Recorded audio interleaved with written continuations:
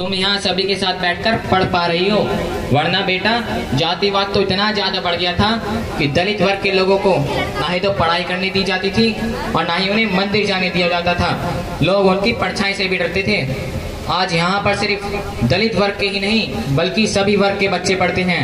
आज हम उन्हीं की वजह से यहाँ सभी के साथ बैठकर मिलजुल कर रह पाते हैं। और डॉक्टर भीमराव अंबेडकर के बारे में सबसे बड़ा झूठ तो ये है कि वे सिर्फ दलितों के नेता थे, बल्कि सच तो ये है कि वे अगर दलितों के लिए नेता थे तो वे महिलाओं के लिए भी भगवान साबित हुए थे।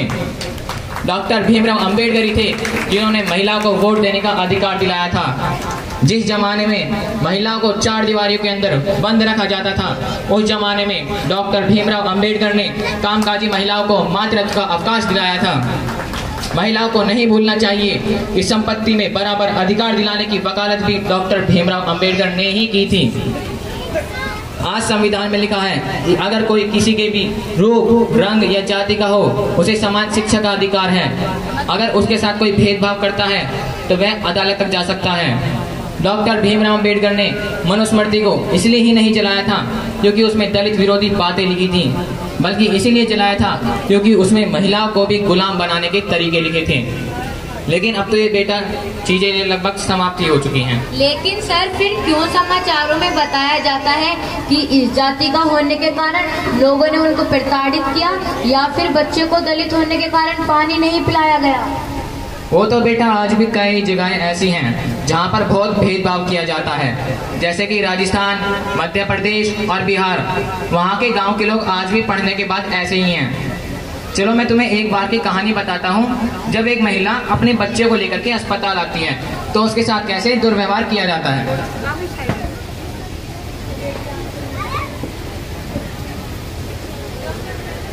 नर्स, ये कौन चिल्ला रहा है?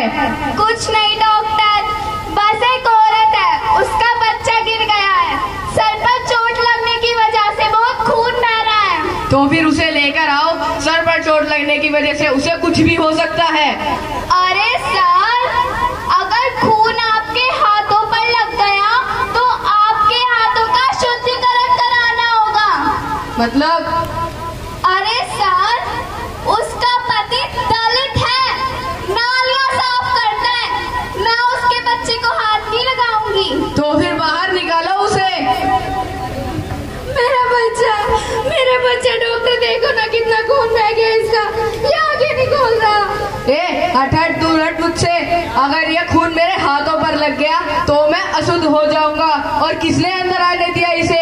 हमारा अस्पताल गंदा कर रही है। जा किसी और अस्पताल में जा या फिर किसी झाड़ फूक करने वाले के पास जा। नहीं, आप तो पढ़े लिखे हैं, आप तो ऐसा मत कहो, मेरा बच्चा मर जाएगा, इसे बचा लो साहब। तू मेरा अस्पताल बंद कराना चाहती है क्या?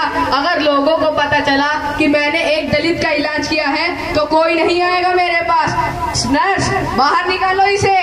अरे तुम्हें तो लोग भगवान मानते हैं, अरे तुम तो पढ़े लिखे हो, तुम तो ऐसा मत करो, वरना फाड़ के फेंक दो अपनी पढ़ाई लिखाई के टुकड़े। जो किसी के जीवन से ज्यादा अपनी सामाजिक बुराइयों को महत्व देता हो, वो कैसे भगवान हो सकता है? इसकी शादी नहीं चल रही। मेरा बच्चा, मेरा बच्चा, मेरा बच्चा मरेगा, मेरा बच्चा, मेरा बच्चा।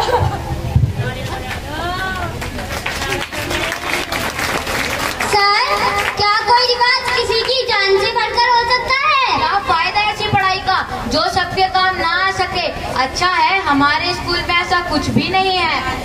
ये तो कुछ भी नहीं बेटा, मैं तुम्हें एक बार की कहानी बताता हूँ। जब मेरे पिताजी स्कूल जाते थे तो उस समय पर एक छोटे से बच्चे के साथ कैसा दुर्व्यवहार किया गया, वो भी सिर्फ इसीलिए क्योंकि उसके पिताजी एक चमड़े का काम करते थे।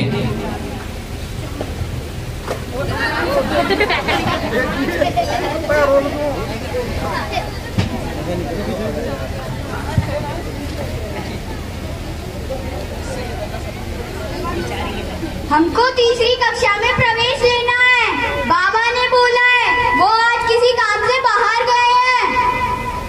जा पहले अपने बाप को लेके तब आना।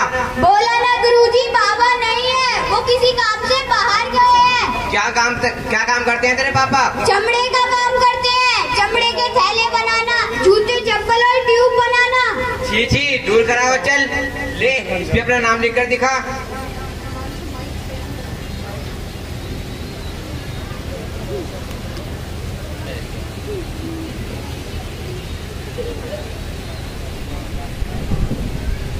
हाँ ठीक है, जा तीसरी कक्षा में बैठ जाओ।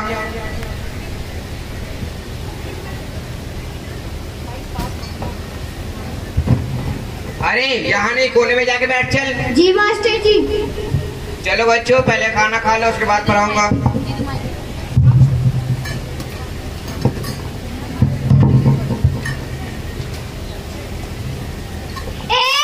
तू यहाँ मत बैठ, यहाँ बड़े लोग बैठते हैं। हट यहाँ से, हटा लो अपना खाना, कहीं और जाके खा। क्यों? मैं भी इन सबके साथ ही खाना खाऊंगा। कहा ना, हटा लो अपना खाना। तूने मेरा खाना गिराया, ले अब मैं तेरा खाना खा जाऊंगा। तूने मेरा खाना खाया? हाँ, मैं मेरा खाना खाया। तूने मेरा खाना क्यों खाया? तूने मेरे खाने की हिम्मत कैसे हुई? तूने मेरा... ये क्या बदतमीजी हो रही है? तूने इस लड़की को छुआ, अब तो तेरा भगवान ही मालिक है। तुझे मैं यहाँ पढ़ने दे रहे थे, तेरे लिए इतना काफी नहीं। अब इसका पिता तुझे नहीं छोड़ेगा। क्या रे मास्टर, मैंने तुझसे मेरी बेटी का ख्याल रखने को कहा था ना, और ऊपर से तूने एक अछूते को कक्षा में कैसे बैठाया? इसने मेरी बेटी के बाल नोचे। शी, अब हवन करवाना होगा, गंगा जल से बेटी को शुद्ध करवाना होगा। कहाँ है वो नीच? उसे तमीज नहीं है। उसके माँ बाप ने उसे यह नहीं सिखाया कि अपनी बिरादरी से बाहर किसी से आग भी ना मिलाया करे। उसे स्कूल से निकालो, वरना मास्टर तू निकलेगा यहाँ से। नहीं साहब, मैं बुलाता हूँ उस लड़के को। साहब, यही है वो लड़का। अच्छा, इन्हीं हाथों से मेरी बेटी के बाल नोचे थे तूने? उंगलियां काट दो इसकी। नहीं साहब, अभी वो बच्चा है, उसे माफ करें। नहीं, इस गलती की कोई माफी नहीं। अगर आज मैंने इसे दंड ना दिया ना, तो आगे जाके इसकी जाति के लोग अपनी औकात भूल जाएंगे।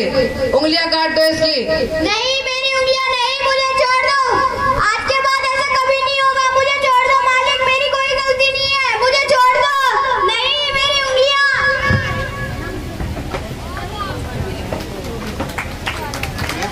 कोई इतना निर्दयी कैसे हो सकता है? झूठ, रूढ़िवादी विचार, आडंबर, इन सब में फंसकर इंसान अपनी निर्दयता की हदें पार कर बैठा है।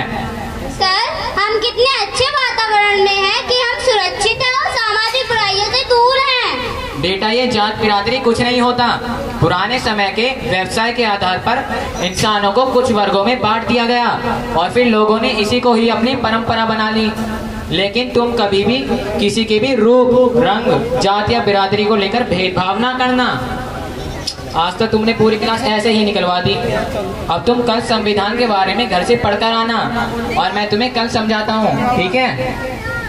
सर, कोई बच्चा बाहर नहीं जाने पाए क्योंकि बाहर दंगा फसाद हो गया है। लोगों ने मूर्तियां तोड़ दी है, बहुत भीड़ है सर, लाठी डंडे भी चल रहे हैं। चलो तुम हम उन्हें चलकर समझाते हैं।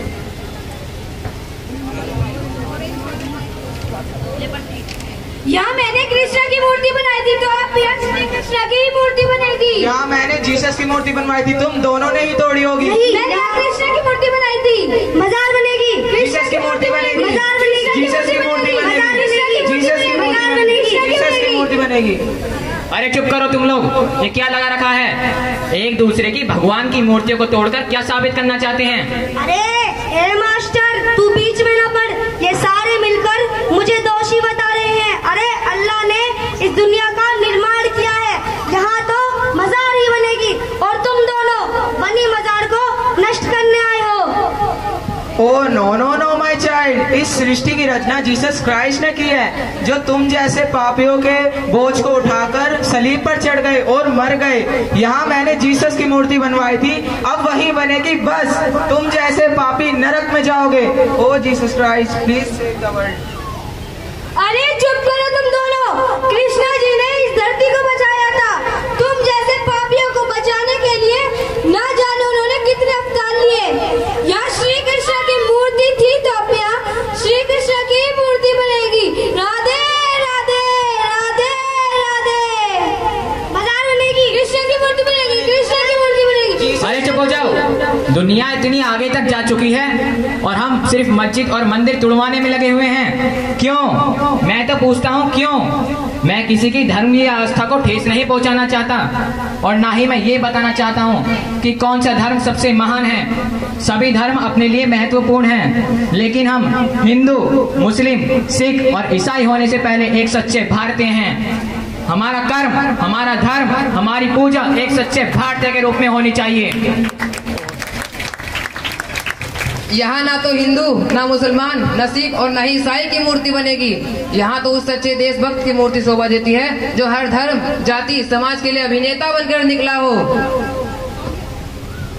सही कहा चाचा आपने, जिसने संघर्ष किया और सभी जाति धर्मों को एक समान अधिकार दिलाया और भारत को एक समान संवैधानिक अधिकार दिलाकर भारत का नवनिर्माण किया, जो आम आदमी के बीच से निकला एक मसीहा था।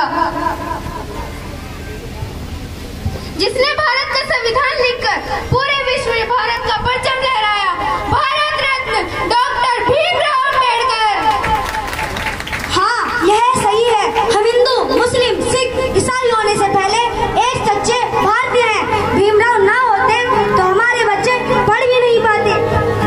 अगर यदि भीमराव ना होते तो हम ईसाई गोवा और केरल में ही सीमित रह जाते। अगर भीमराव अम्बेडकर संविधान ना बनाते तो आज हम भी जातिवाद, छुआछूत में ही जकड़े रहते। अब हम डॉक्टर भीमराव अम्बेडकर के आदर्शों का पालन करें और उनकी मूर्ति की स्थापना करें।